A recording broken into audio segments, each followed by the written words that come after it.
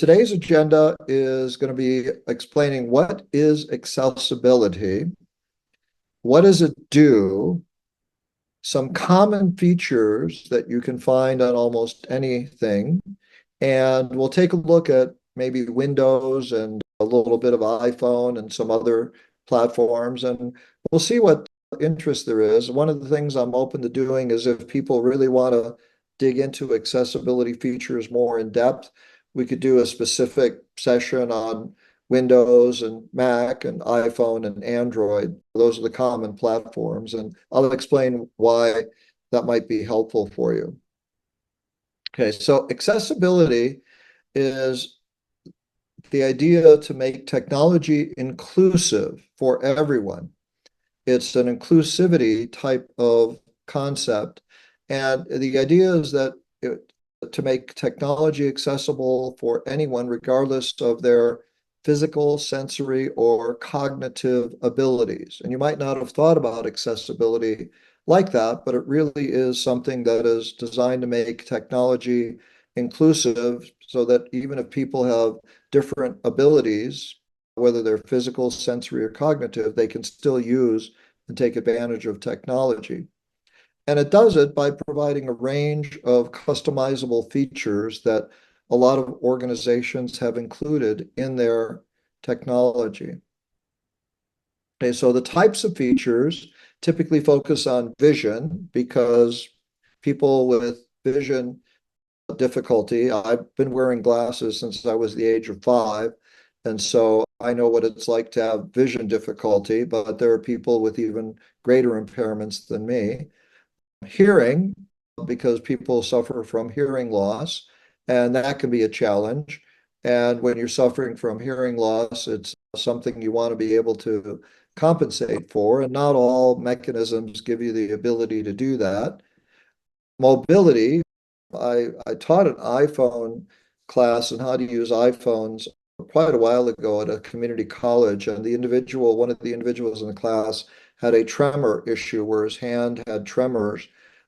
And there are some mobility settings that do give you the ability to deal with that in the technology, but for the purpose of the class, it was difficult for him. So because touch screens require you to have the ability to tap in certain places. And so somebody's got some microphone feedback there. Okay. And then the last thing is cognitive. So typically people with cognitive impairments, you don't think of them being able to use technology for certain types of things, but there's a lot of features that do give people the ability to do those things. So some common features that exist on virtually every type of device, whether it's a laptop, whether it's Mac, whether it's other types of things, they give the ability to manage those types of things. And you can manage that and be able to use that with a lot of common features that are available. Vision is one thing that's available. There are things like screen readers that will read what's on your screen. There are magnification tools that allow you to magnify the entire screen or even portions of a screen. There are high contrast modes that give people the ability to change the contrast from colors that normally would be represented in a visual display to very high contrast, so it's easier to differentiate between light and dark. There's a lot of times that a lot of applications, a lot of screens use grayscale type contrast, and that's very difficult for a lot of people to make out. And then there's text-to-speech methods as well. These are things that are pretty common across all types of platforms. Maybe you're using some, maybe you aren't aware of some. With hearing, we have closed captions, and closed captions actually is becoming quite popular with all age groups. A lot of the sound that's designed for videos and other types of tools that play things back are sometimes difficult for people to make out, even if they have good hearing. So that because the sound quality is not always as good as it could be. And sometimes the quality of a speaker or the actual speaker on your computer, the speakers you have attached, or earbuds or other things like that. And even things like podcasts now are providing transcriptions. Obviously, there's subtitles. You may not be familiar with mono audio, but sometimes mono audio, where the same audio is playing in both ears or out of both speakers, can make it easier to understand speaking as opposed to music. And then there's sound notifications that could be modified for hearing. And then for mobility, there are things like voice control and dictation and assistive touch and things called sticky keys that give you the ability to have a key that performs a specific function all the time. We have a lot of extra keys on our keyboards and our devices, and sometimes they're really easy to manage that way.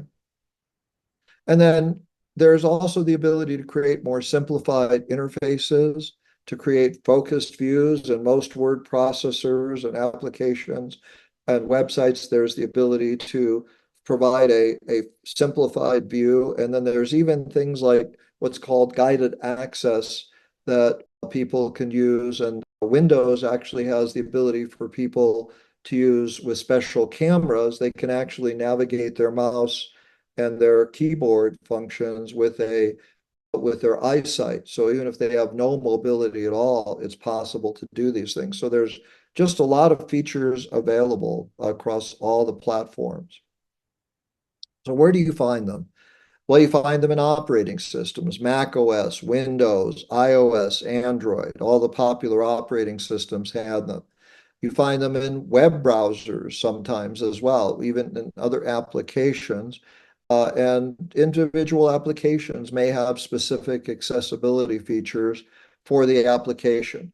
The operating systems tend to have the most choices and the most range because they're built into the system, and they will usually work in any application that runs on that operating system, but not always. It's up to the application developer to make sure that when they build an application that works on an operating system like Windows or Mac OS or Android or iOS, that it uses the features in the operating system and doesn't require something independent of that. So who makes them? Well, I mentioned Apple, Microsoft, Google, Samsung, even Zoom has accessibility features. Some people turn on closed captioning when we're using Zoom. Netflix, YouTube for video playing, and Android. So there's lots and lots and lots, and many, many more. Even many applications have accessibility features built into them that you may not have taken advantage of. Now, how do you find them? Well, that's the tricky part usually, is that they're there. You just may not know how to get to them. So one way to get to them is to go into the settings function on your computer. Usually you can find settings by going into any kind of system or adjustment or something like that. And I'll show you a few examples that when we get into connecting some devices. You might find them in menus, okay? Depending on the type of device you're using, your menu might be a set of text across the top, or it might be a three lines, which is called the hamburger in many cases. You might find that type of menu. So understanding your navigation is going to be helpful. And you might find it in the more button. The more is usually when you see three dots, and those three dots can be horizontal or they can be vertical. They work both ways. So you might, depending on the application and the organization that uses them, you'll find them in different places. Now, of course, Mac is a little bit different. Okay, so with a Mac, I made a little video here, and if you watch the mouse, it's going to go up to the Apple icon in the upper left, go to System Settings, and that will open up the system settings, and then you can take a look at accessibility features in your Mac. So it's just a little bit different steps. So sometimes finding accessibility might be a little bit difficult, but you'll always be able to find it in the settings. When you want to get to settings in Windows, you can click on the Windows icon. This is Windows 11. So if you click on the Windows icon, it'll start You bring up your start menu, and then they really make it convenient. They call it a gear with settings. And so if we click on settings, we get a whole list of options here that are available. And one of the options is accessibility. Accessibility gives you a lot of specific things you can do, and they break it up nicely. Most of the companies, most of the websites, most of the you know operating system companies break them up by vision. They make it up by hearing, interaction, and then they have some things. Now, one thing Windows has that is not available on too many other platforms is they actually have an eye tracker, as I mentioned. You have to have a special camera for that to use the eye tracker, but it is possible for people with very little or no motion control at all to be able to use eye tracker to access a computer. So some of the common ones are text size, and they're getting better and better at making these features easier and easier to use. So you can see the preview of text size, and as you choose to click on the slider and make it larger, it will give you the ability to see exactly what it's going to be like as you change it in size and adjust it. And then you would click apply, and then it would apply your text size to virtually everything you use. Increasingly, the operating system makers like Microsoft and Apple are asking application companies and even requiring them to make sure that they adjust their applications so that it'll change for these as well. You can apply visual effects here, and you can choose whether you want to choose scroll bars or transparency or animation. Some people have some difficulty with viewing animations on a screen. When an animation is when you click on closing a window, it animates down. And when you click on opening the window, it animates up. And sometimes people find that distracting. And so you can change that, turn it off if you want to. You can change the display color. You can use night light. You can adjust the scale of the display, your resolution, and you can change the refresh rate a lot. What you'll find is that a lot of these tools will take you to related visual effects if you want to. One of my favorite ones is adjusting the cursor.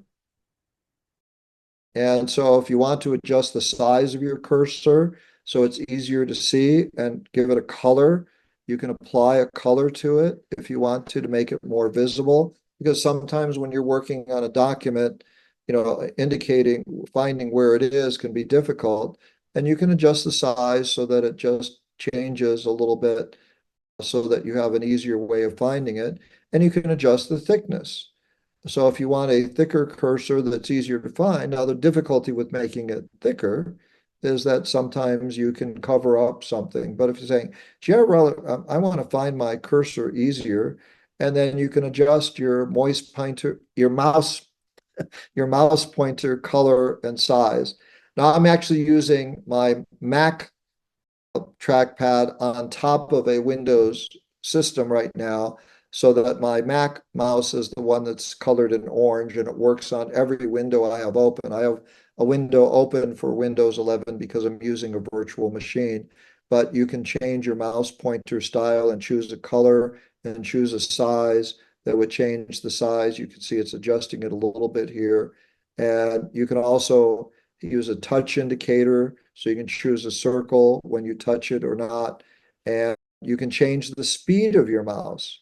A lot of times people find, gee, my mouse is moving way too fast, and you'd like to have something slower. So it gives you access to all of those capabilities, from adopting your cursor. Here's the magnifier that EG mentioned, and you can use a combination key to turn it on or off if you want to, and you can adjust the zoom level.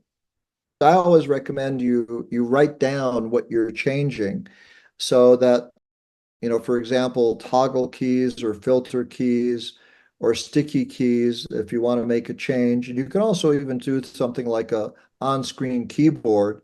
Obviously, for somebody that's using motion tracking, they would need to do that.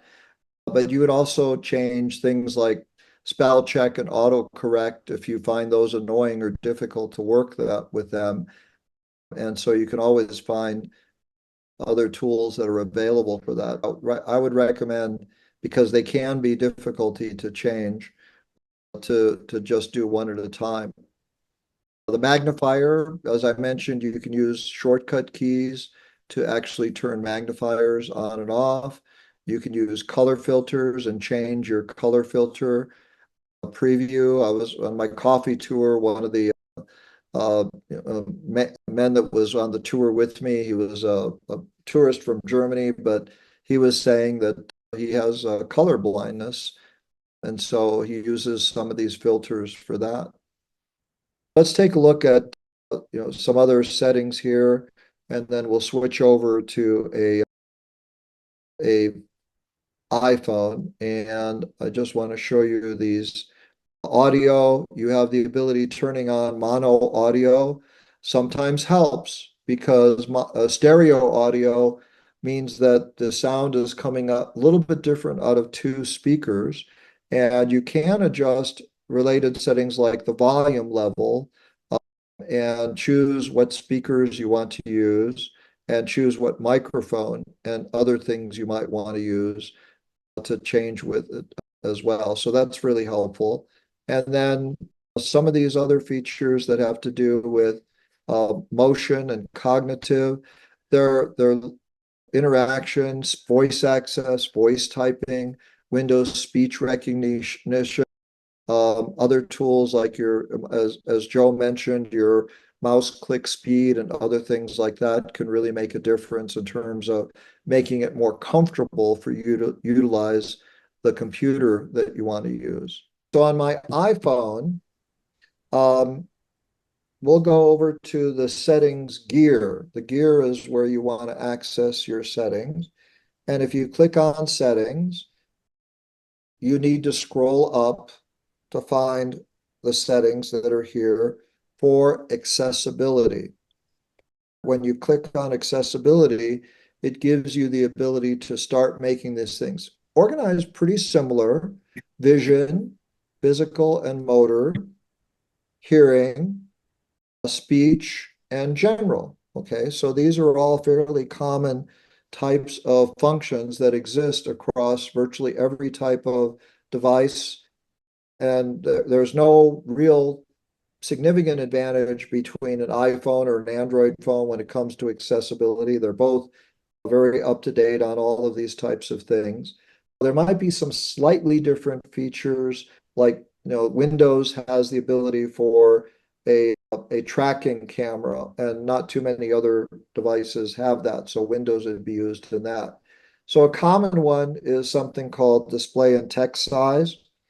You can make your text bolder, or go to larger text, or do things like reduce transparency, increase your contrast, invert images, turn your color filters off and on, and adjust things like auto brightness if you want to. And you can change a lot of these things by adjusting them one at a time. So that's a common feature. Zoom gives you the ability to magnify the entire screen, and you can adjust it as well so that you can if you double tap with three fingers, you can zoom, and then you can drag three fingers to move around the screen, and double tap with three fingers and drag to change it if you want to. So, and you can adjust your zoom level here if you want to while you're using Zoom. So these are common features. Motion, sometimes motion on your screen may affect you. Some people have reactions when there's motion that can cause a vertigo or other effects, and you can adjust them. And you can also choose spoken content. I don't believe I've ever changed this from the default. So when you select text in any function on your phone, or this also works on an iPad, they're virtually identical. You have the ability to choose a option that lets you let it speak text. And you could also set it, do you want it to speak what's on the screen? It'll tell you what navigation is on the screen as well. And you can choose voices in the default language, and it'll detect languages as well and give you different ways of pronunciation to give you the ability to manage that. So a lot of options there with touch control. Touch control, some people have difficulty touching the screen and tapping in the correct area where they need to. And so things like reachability and haptic touch give you the ability to do things, touch accommodations, give you the ability, because on our mobile devices, we're really dependent on that touch interface so that there's a lot of capabilities here. If I had a Windows computer that had a touch screen, I would have that functionality as well. Now, on newer iPhones, there is something called a side button. And the side button can be used to do a number of different things. You can adjust the click speed, which Joe mentioned. It's important, adjusting the speed for these things, because your thumb may not be as fast as somebody, or maybe you want a faster one, okay? But when you have this side button on iPhone 15s and the new iPhones that are coming out, you'll have a side button, and that can be changed as to what it does. So you can make it work for Siri or turn it off if you don't want it to do anything, and make it do something specific you may want to choose to do.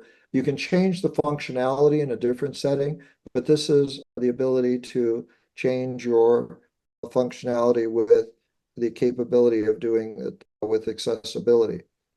For those of you with AirPods, you can adjust things with AirPods. AirPods are great because with iPhones, because they do have noise cancellation, there are a lot of similar capabilities. With hearing, you've got the ability to adjust hearing devices. Some hearing aids that are made for iPhone, this function here called MFI, if you ever see that abbreviation, what it stands for is made for iPhone. And Apple gives technology companies the ability to make devices that work with iPhones, hearing aids, although I haven't seen that many companies do it.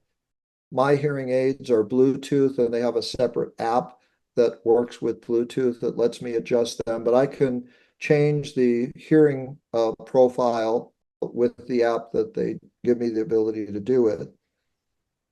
Um, you can turn on live captioning, which is a beta device, but it gives you the ability to use AirPods to help listen better. And then there's, general voice. There's general things like guided access. And what it does, guided access is great for particularly with people with cognitive impairment, or if you're trying to make sure that children or minors don't use it in a different way. Turning on guided access keeps the phone in a single app so that people can't get confused. So if you just want to have somebody to use their phone as a web browser, you can make it work that way and change the functionality of it. And then you have per app settings. So some apps have customizations within the app, just like on Windows and other tools like that.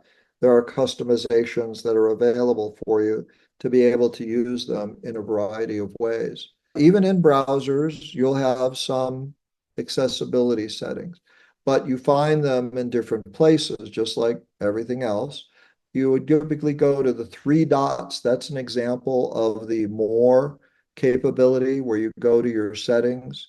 And if we want to go to settings here on Chrome, we would go to settings, and then we can view our settings, and then we can go to accessibility here. You can do a few things in a browser. So sometimes the application may have certain features available. Sometimes it may not. So one of the things that Google has that helps people with vision is that if an image doesn't have a useful description, if somebody with a vision impairment is looking at a web page, sometimes they just can't make out the image. So usually the web page will have an image description called an alt description that's used in the programming for the web page, but they might not have put one in. In this case, what happens is that you can actually have Google come up with a description of the image for you if the website never created one. And so that's one of the great features. So they have a couple of things that are available here that give you the ability to add some other functions. Now, in Safari, I mean, there's lots of functions available in all the different browsers. Let me see if I can open up Safari here and share that screen.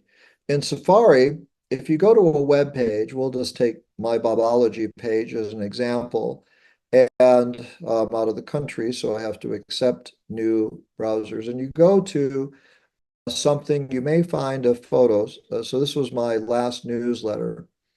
Typically, you'll see this little icon show up in the web browser address bar. By turning this on or off, you get rid of a lot of the extraneous material on a web page and just get the actual body of the text itself.